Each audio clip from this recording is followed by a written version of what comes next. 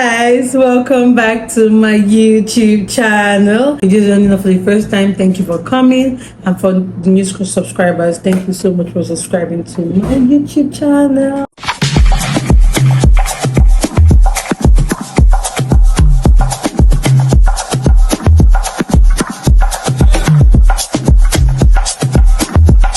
Now on this channel we do a lot of things: cleaning tips, how to start a cleaning business, things you need to know about cleaning business, makeup, food, and everything in between. But now we are basically focusing on the cleaning business. Let's jump right into the video. So now I get a lot of questions based on materials. What materials should I buy first? Then let's do this: buy machine first. But a lot of people say they don't have money for machines or materials, so what can they start with? And I just say just buy everything you have in your house. But it doesn't really make sense. So today I'm going to break the list down. I'm going to explain what each material is used for and why. Now, for a beginner, you need to know what deep cleaning and standard cleaning is. Now, there's many parts of cleaning. There is the upholstery cleaning, there's post-construction, there's just a lot. But for a beginner, you want to start with the basics. So you're probably starting with standard cleaning or deep cleaning. You're doing everything, but you never can tell what contract will come to you first. So you need to know the difference between deep cleaning and standard cleaning. They have similar materials, but most times with standard cleaning, sometimes clients will provide the materials, and you're providing the materials, you probably not use everything they're bringing, because there is a list of things that you're doing in standard cleaning and list of things you're doing in deep cleaning, but they just have similar materials, more for deep cleaning and less materials for standard cleaning. Now the next thing you need to do is curate your materials according to the standard of deep cleaning. What I've done here, I mixed both materials that you need, but for both standard and deep cleaning. Then in the process, you realize that some materials you can just skip them for standard cleaning. So list of materials you need soap, detergent, liquid soap, whichever one. We prefer to use liquid soap. Now liquid soap is more economical for us, number one. Number two, detergent foams a lot, and sometimes it becomes harder to mop, and it wears out things very quickly. Unlike liquid soap is milder than detergent, and it's a lot more than detergent. You think you'll save more money doing that. Next thing you need is disinfectant.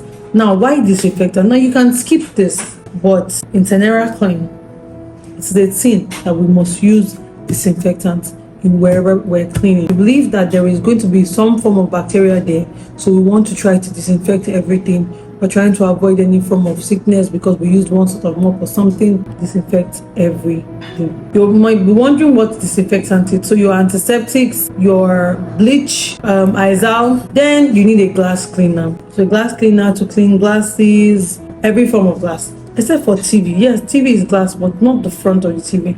You need something else to clean the back of the TV, and a paper towel or a dry microfiber rag for TV. So you don't need a glass cleaner on the TV. It might be glass, but no glass cleaner on the TV. Maybe the back you can use the glass cleaner or a multipurpose cleaner to clean that. Now, speaking of multipurpose cleaning, you need a multipurpose polish for surfaces like the back of the TV, like we discussed. The tables, they have blinds, not windows, doors. So you need a multipurpose cleaner for that. Another thing you need to note is that as a beginner, if you cannot really buy it, it's good to have them, especially if they are doing deep cleaning. But at the same time, I would always advise that you use the most basic of materials, which is soap and water, with your disinfectant in it, to wash everything first, especially with deep cleaning. With standard cleaning, you're probably just going to be cleaning it. You have washed your rag and then you clean everything to dust it and maybe dry it with your microfiber rag. So basically, after washing everything, sometimes depending on what kind of cleaning it is, or like in this weather, this Harmattan weather, everything might still turn white. So that's where your polish comes in. The polish would restore the color.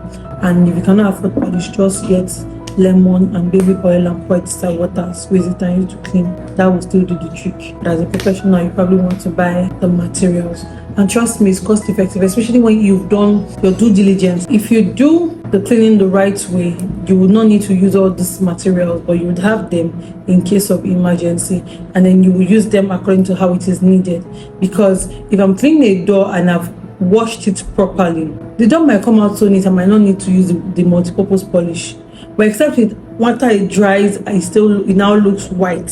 So now just spray the polish on it to balance the color out. You understand? But if you're doing standard cleaning, you can just go ahead with your polish once and for all. Meaning you've been doing this cleaning for a while, so place is not too dirty, so you can just go on with your polish without having to wash anything. Another important thing you need is green pads. You need iron sponge. You know the iron sponge, the one you use in your kitchen, and the green pads that you use in your kitchen, that those foams that come with green something in the bag that you used to use to wash pots, but not the foam. You want only the pad and you want hard ones. There are a lot of fake in the market. Then the scoring powder, so you need Vim. Now Vim is very good when you're washing toilets, when you're cleaning the kitchen, when you're doing a lot of cleaning. Vim is very good. Any place that has grease, it will be easy for you to use to remove it. Now the next thing you need is vinegar and baking soda. You want to clean the fridge, oven, microwave, all those places, things in the kitchen, because there's some things you cannot use to clean in the kitchen. But if you can afford it, you can buy an oven cleaner, a fridge cleaner, all those things. But if you can't afford it in the beginning, you can still use this. Later on, you buy those ones. As you use, you will decide what you want to use, because there's some jobs you will go to, you will choose vinegar and baking powder, and there's sometimes you will choose the pink stuff, you will choose deep action. So it depends on what the surface needs. So when you test a small area and you see what it needs before you decide, okay, I'm using this material or I'm using that material. Especially when you're cleaning the fridge and you're cleaning the rubber that covers the fridge and all those places, you would really need to go in. So sometimes you use Vim, it might not work. You use the pink stuff, it doesn't work. You just try the product to see the ones that work. The one that works best for it is what you would use. And sometimes once you just put Vim and water, everything is just clean. So the next material is mop, sweeper, scrubbing brush, dustpan, broom, all those things. That one you should have. You can even use the one you have in your house for your first job. If the job is very small, maybe like a room or a mini flat, that's a room and parlor, or a 2-bedroom or something. You can start with what you have in your house. Scrubbing brush is important. People always remove that scrubbing brush. It's important because there are times when you need to scrub the floor of the toilets, because if you don't scrub it, the soap that has stayed on the floor for a long time, it's going to make the floor slippery and it's going to make it feel like you didn't do your job. So the floor always needs to be scrubbed. And there's some places that your hand cannot get to. That's why you need a toothbrush to get to, or a tiny brush that will help you get into those tiny corners. Then you need a bin bag to put all the dirt that you've gotten from the house, all the ones you packed out the bin bag, garbage bag, trash bag, whatever you call it. Most importantly, microfiber rags. Now sometimes you can use face towels, and those face towels bring out hairs and color. Those ones are for a different type of cleaning surface that you want to clean. So maybe when you're trying to wash stuff, you probably want to go in with the towels. But when you want a neat job, you want it to shine, please use microfiber rags. It depends on the type you are buying. Some are cheap, some are expensive. When you use them, you will see the different effects, so you understand that, okay, maybe I want this one, maybe I want that one. Gradually you would know which one is best for you or which one you can afford. Then paper towel. Now remember I said earlier, when cleaning TV, you need either microfiber rag or paper towel. That's the kitchen towel. It is the big one to shine the TV and to shine glass, but it has to be extremely dry, no wet stuff on TV. And then when you're done cleaning the glass, maybe the glass cleaner, and you're squeegeeing, if you don't have a squeegee, just go with the microfiber rag. But squeegee also makes the work easy. It just does everything. So the kitchen towel helps with if you want to shine glass, or you can go in with newspaper for glass. That's after you've cleaned it and you now want it to shine. There's a way you clean glass and you still see the marks. Now you don't want those marks. That is where the kitchen towel or newspaper comes in, or a very dry quality microfiber rag. So that's all the materials I have for you. If you can afford it, please buy a wet and dry vacuum cleaner. If you want to go for the China products, they are still expensive. You can buy Tokumbo. And the thing about it is that these Tokumbo ones, some of them are German products. Do you understand? You will not find Tokumbo China products. It's always Tokumbo German products, or America or France, what you will find. But then brand new ones, China, you would find brand new ones in German, in France, in American products, but they are very, very, very expensive.